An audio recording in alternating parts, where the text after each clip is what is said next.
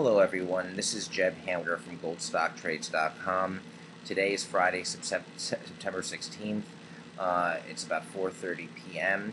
and today I wanted to discuss some pivotal updates in the general equity market.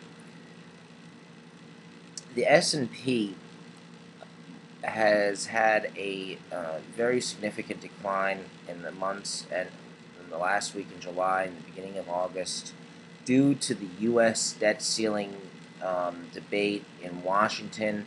A lot of confidence was lost here, and the U.S. equity markets broke down the trend. We had a Dow theory sell signal, which has been historically a very important system to follow, especially before a potential bear market.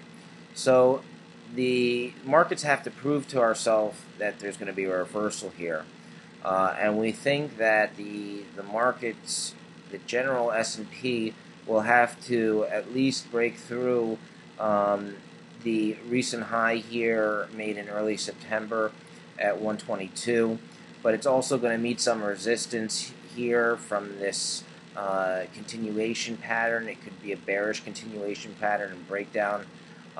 So we have a lot of resistance here, and if you've been reading my bulletins, I mentioned I expected for the past couple of weeks to see a bounce, a rally, and the question would be, is this going to be a rally in a bear market or a true reversal for the equity market?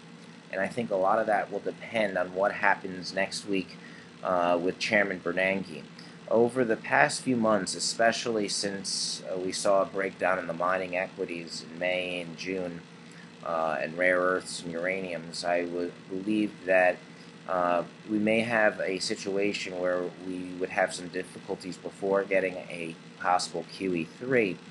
At the time here, when the markets were doing well, a possible QE3 was not the most politically safe thing to do.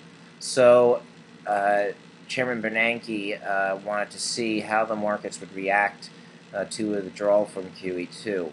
We saw a risk-off market. Hedge funds started pulling in their risk capital. They started selling their commodity stocks, and we saw a decline in the equity market. We saw a decline in the mining equities, and we saw a rise in gold and silver bullion and long-term treasuries as investors were concerned of taking any risk in the market. Now we are carefully watching the mining stocks. The gold and silver mining stocks are beginning to outperform the gold and silver bullion.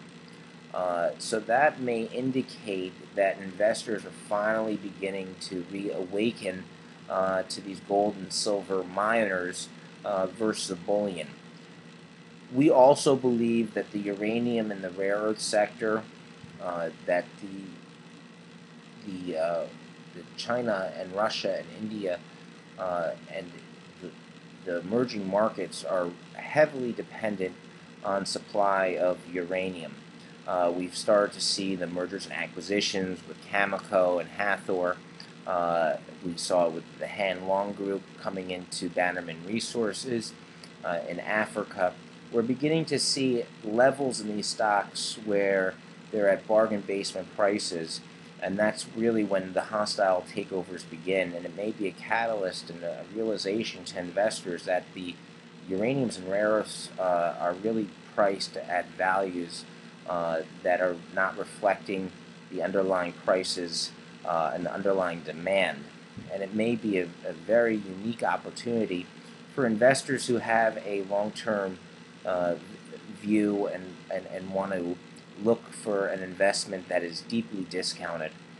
Anyway, I will be following the markets very closely, especially the equity markets, as it tries to make its rally and its impact on the mining stocks and on bullion and on treasuries, which look like it may be reversing here lower, so that may be good for mining stocks.